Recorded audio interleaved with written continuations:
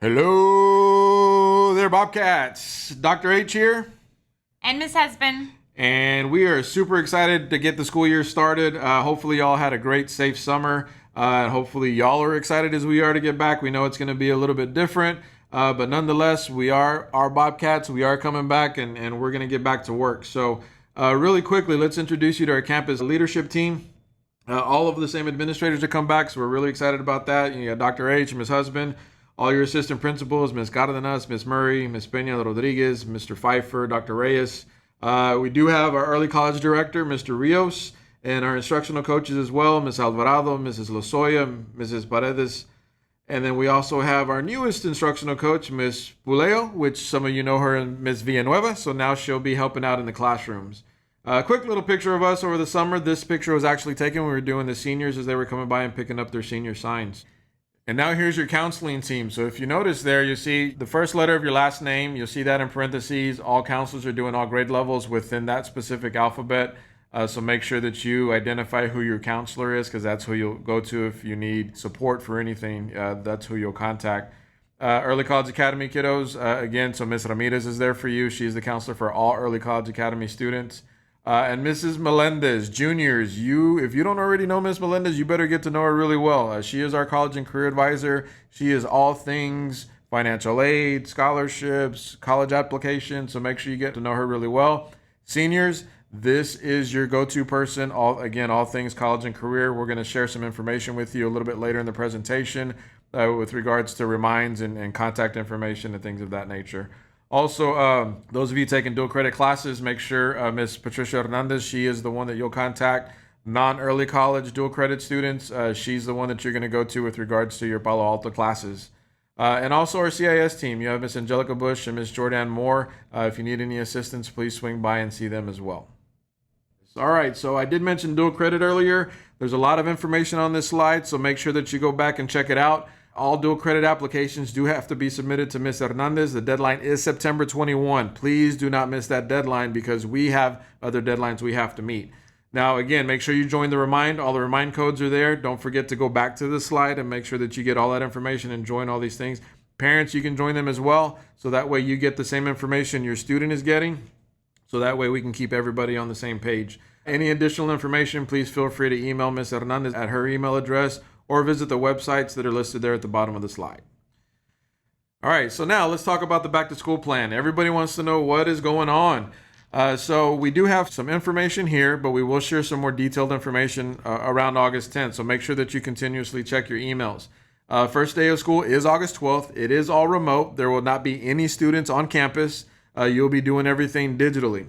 Beginning August 5th, again, that's today. Start checking your Google Classrooms and checking the emails from your teachers. Make sure that you accept all invites from your teachers because these are going to be your classes. This is where you'll get all your schoolwork, the instruction, and communicate with your teacher.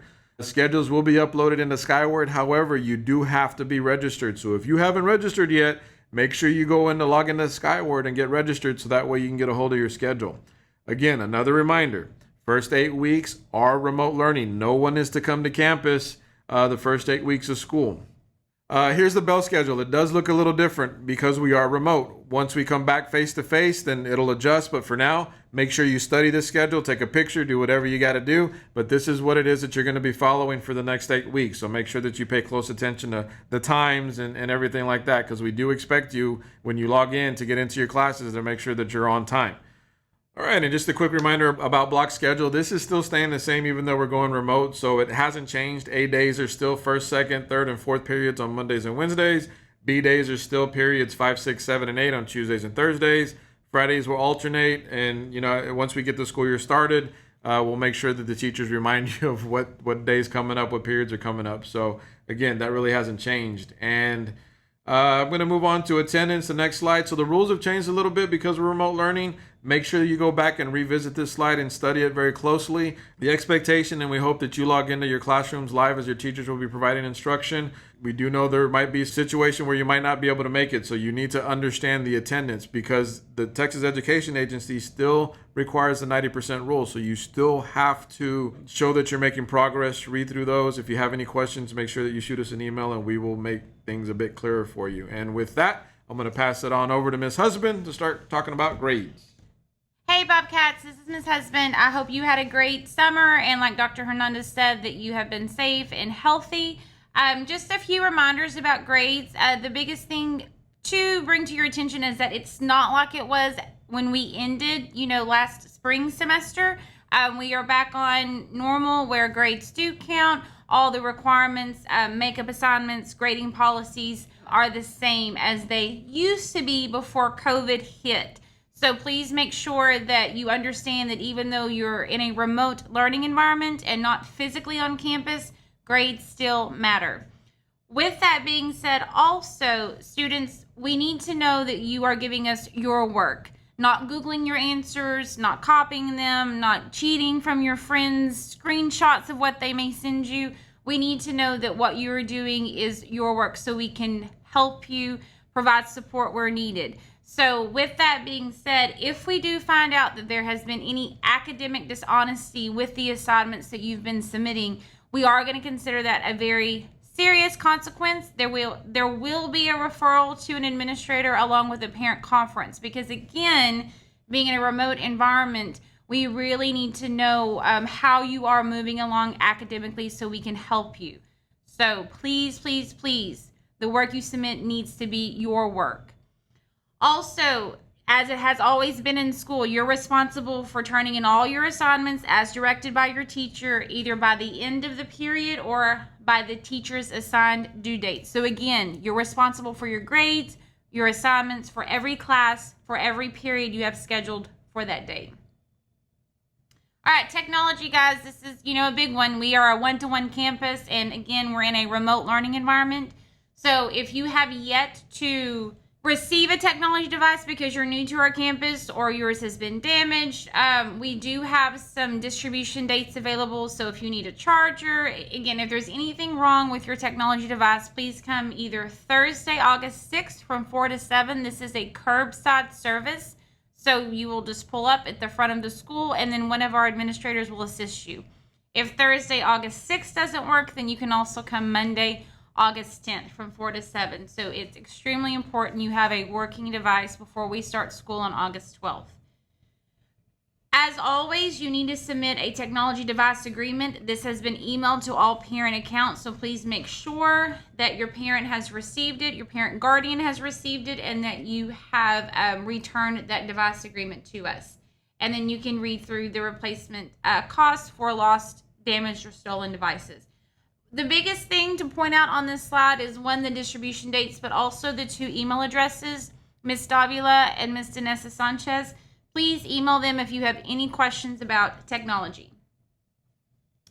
We do have a limited number of hotspots available if you do not have internet access at home. So on those distribution dates, you can either stop by curbside and we can hopefully get you a hotspot, or you can send an email, again, to Ms. Davila or Ms. Danessa Sanchez, letting them know you need a hotspot, and we can hopefully assist you. So again, if you need a hotspot, let us know as quickly as possible. Students, please make sure, we always tell you this, but you're going to need your device every day fully charged. If you are not logging in during class time, you are still responsible for all work that's assigned by the teacher.